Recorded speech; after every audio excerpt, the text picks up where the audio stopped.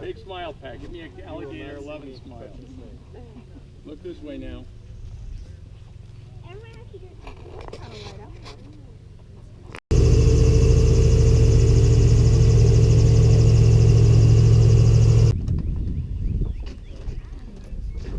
Are we supposed to, what?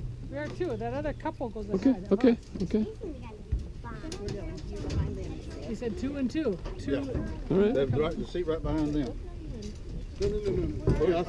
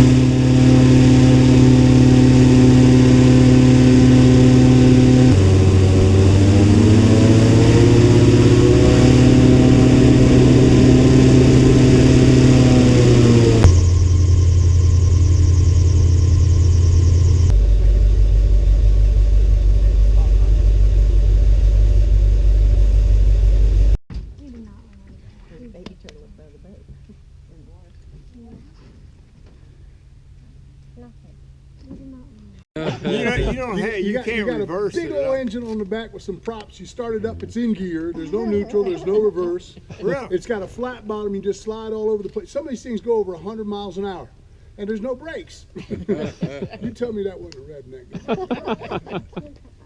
So back here, folks, we're on this a little creek called Little Jones Creek. It's part of the tributary creeks that make up Lake Panasoffkee.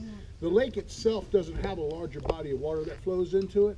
It's all made up from the springs. There's like over 200 springs back here that make the lake up.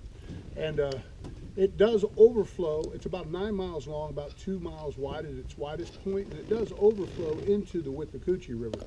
9 miles down on the other side of the lake, there's a little canal that this overflows into that river. Eventually it'll go up and out to the Gulf of Mexico. But back here, all of this is spring fed, so that flow is actually coming from the ground. It's not coming from a larger body of water. Back in 2017, if you guys live around here, you might recall that Hurricane Irma came through and it rose the level of this lake about 4 feet. It has yet to go back down to its normal height. Since then, it's been high, and it killed all the fish. And if you looked up on the internet, you probably saw a lot of lodges, like fishing camps and lodges you can rent along this lake. That's because it was well known for fishing. In fact, the largest bass on the lake was 15 pounds, 3 ounces. Wow. Big monster. Wow. And it caught many over 10-pound bass in this lake. So it was world famous for fishing in the fishing community.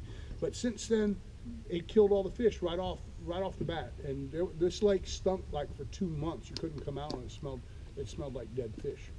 So it hasn't kicked back yet, and as a result, not only did it affect the fish, that hurricane, but it affected a lot of the other wildlife, like the alligators. The alligators need dry land to put their nests on, so they didn't have any dry land. Back in here, it's usually real high and dry, but this time of year especially, because this is not our wet season. Our wet season is in the summertime. So right now, you used to be able to walk around back there and not even get your feet wet, but it's still about a foot higher than what it's supposed to be. But it also has killed off some of the trees. The ash, the maple, a couple of these other types of trees back here that like the wet environment are not able to grow underwater. it kills them, it drowns the tree, and that's why you see a lot of these trees dying back there. In fact, some of them died and we had to cut the path to keep the lake open, or the creek open. But the other tree that doesn't get affected is this one here, this big, what we call a cypress tree. Cypress trees can actually grow underwater, and the reason for that is because these brown nodules you see sticking up out of the ground everywhere, that's part of that tree's elaborate root system. It grows up out of the water, the roots do, so they can do that gas exchange that the tree needs to survive, where the other trees don't have that. Also, it helps them stabilize the tree. If you've ever noticed these trees, when you go over, you'll see a lot of them, they're starting to lean. Well, that's due to the flow of water underneath it at the edge, and it washes all that sand away and it starts eating away at where the roots are. Then the tree kind of falls over, and then it exposes the other side, a big root ball on the other side of the tree. That's from the water rushing by. But these cypress trees don't do that. That root system spreads out and keeps the cypress trees. You'll see all of them. You'll hardly ever see one that's leaning. They're always upright. Also, growing out of that cypress tree, what appears to be growing out of that cypress tree, those leaves, that's not growing out of the knee. That's actually a vine. If you look closely, that vine, it has 3 leaves on it. That vine is poison ivy. So as we go through this little creek, please don't reach out and grab some of these plants and stuff. In fact, there's some more of it growing on the front of this tree here. You see it? You see where it is a vine, and that's poison ivy. On the other tree, wait, get us over there. That 5-leaf vine, right here next to it, on that side, that's poison oak, about the same results. And at certain times of year, that stuff is real, real bad. Now, as we go back through here on this little trip of ours, if you wouldn't mind, keep your eyes peeled for the logs that are sticking up out of the water, the lower areas of the logs, like what you see over there. You're already seeing them. The turtles are crawling out. That's where you're going to see a lot of wildlife. So you'll see the turtles. You see the logs over there? Almost all of them have turtles sitting on them.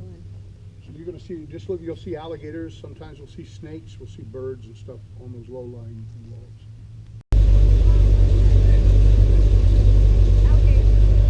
Look at the alligator on the log. I don't know how I missed that. It is crystal clear water coming out of that. Good sized bird there. Yeah, there she is in there. Oh, yeah. So she's going to typically stay in the same area, everybody, for most of her life. Once she establishes a territory, the males will service the females. The big territorial male, the big alpha male, will come through here. And sometimes we see him. This one that's in this area is about between 10 and 11 foot long. Oh.